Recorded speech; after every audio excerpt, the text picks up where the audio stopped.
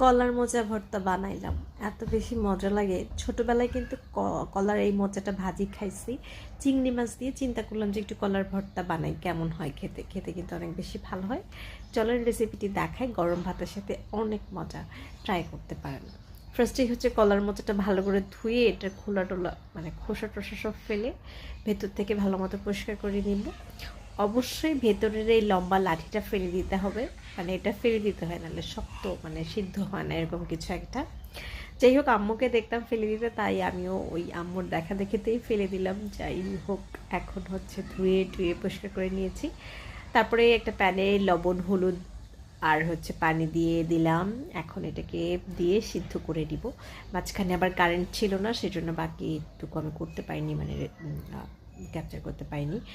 সিদ্ধ করার পরে ঠান্ডা করে ব্লেন্ডারের জারে দিয়ে ব্লেন্ড করে নিব। এরপরে হচ্ছে মরিচ আর পেঁয়াজ কুচি করে এখানে হচ্ছে কিছুক্ষণ ভেজে নিব, 2-3 মিনিটের মতো। তারপরে ওই পেস্ট অ্যাড করে দিব। অ্যাড করে যেইটুকু পানি পানি লাগতেছে একদম পানিটা শুকায় মানে শুকনা করে ফেলবো। সরিষার তেল ব্যবহার করছি, এখানে যে কোনো তেল ব্যবহার করা যায়, তো খেতে অনেক মজা লাগে। চাইলে আপনি সিদ্ধ করার সময় যে পানিটা, ওই কষের পানিটা ফেলে দিতে পারেন, আবার রাখতেও পারেন, কারণ এটা অনেক বেশি পুষ্টি।